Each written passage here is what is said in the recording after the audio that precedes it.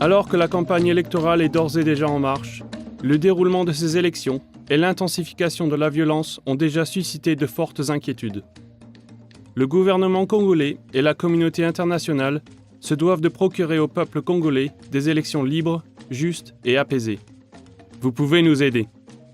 En septembre dernier, Élections libres en RDC avait été inaugurée lors d'une soirée au Parlement britannique. Cet événement donna de l'essor à notre campagne et nous aida à attirer l'attention internationale sur les prochaines élections au Congo. We are asking you to help the Congolese people speak with their own voice. Help us realize the dream of free and fair election 2011 in the DRC.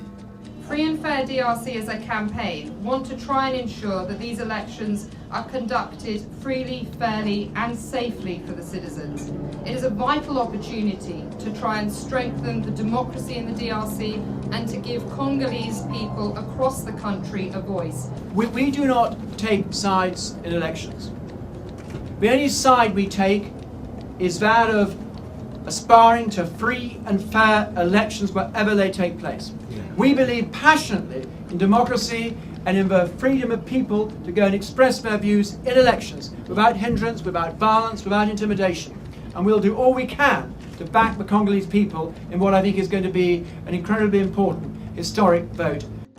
Avec une telle montée en puissance de notre campagne, nous avons donc fait de même au Parlement européen à Bruxelles pour pouvoir parler des raisons pour lesquelles les élections en RDC sont si importantes.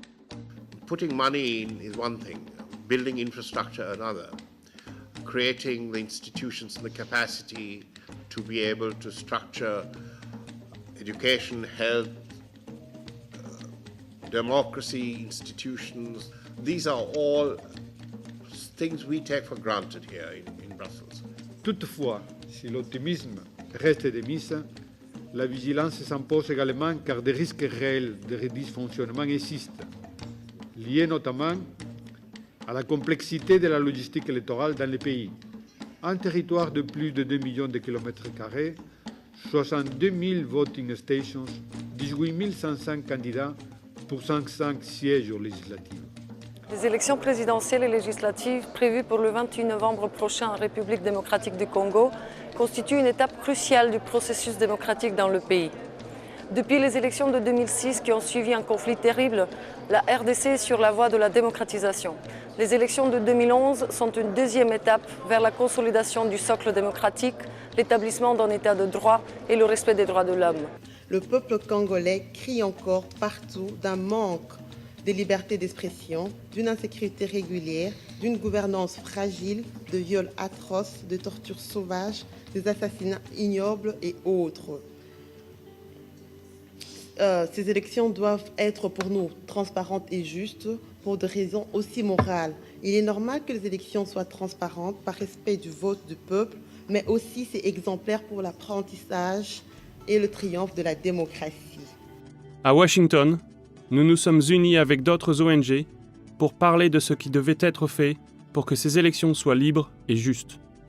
There's great need to deploy observers in the East, from MONUSCO, from the Carter Center, and from other agencies in order to prevent violence and make sure that there's a transparent process. The Congolese must be the final arbiters of whether their election process is free and fair. My greatest fear of all is that the election result will not be accepted by any of the candidates. Bloody clashes between the police and the population have already begun in Kinshasa, as we all know.